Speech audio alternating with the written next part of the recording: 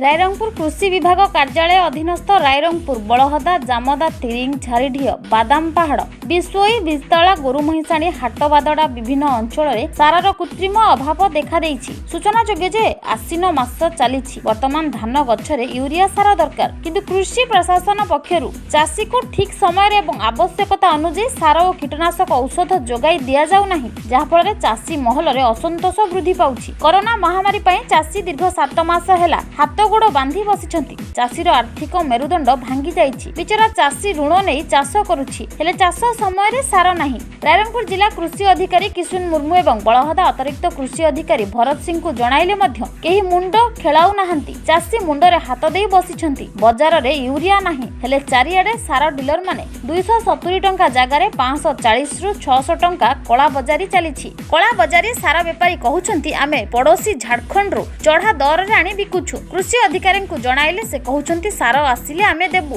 किंतु कला बजारी सार दुकान ऊपर चढ़ाऊ करबाकू पदक्षेप नेउ नाहंती। एथिरु जणा पडुछि कृषि अधिकारी एवं सार कला बजारीक भित्तिरिया संपर्क केमिति जाहाकू नै चाषी बळी पडुछंती। नवीन सरकार चाषी मानक उन्नति पई योजना पर योजना प्रणयन करूछंती हेले तळ स्तरर कर्मचारीक दुर्नीतिग्रह चिंताधारा को चाषी कूल रे वंश बुड़ी जाउछि। चाष प्रति युवगोष्ठीर आग्रह कमी जाउछि। जिलापाल कृषि विभाग दुर्नीतिग्रस्त कर्मचारी एवं सारा कला बजारीक उपरे तदंत करी दृढ़ कार्यानुष्ठान ग्रहण करबा पई चाषी महल रे दाबी हेउछि। ये सार अत्यंत जरूरी किंतु चाषी मानक जोगाई दिया नै परबारु मु आमे बहुत हैरान हे पड़िछु। गोटे पई आमे सार देवा पई इच्छुक हेउछु किंतु मिलु नाय। यथा समय रे आमे कोनसी उपाय रे नाना ब्लॉक बा कोनसी ये रे हमर लैब करे मिलु नाय।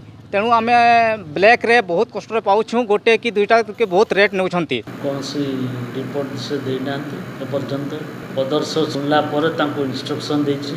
आज इंस्पेक्टर सेठी इमीडिएट जाइकी देखो को एफसीओ माने फर्टिलाइजर कंट्रोल ऑर्डर द्वारा से माने वायोलेशन करछंती। रायरंगपुर जितेंद्र अग्रवाल का रिपोर्ट कामयाब टीवी।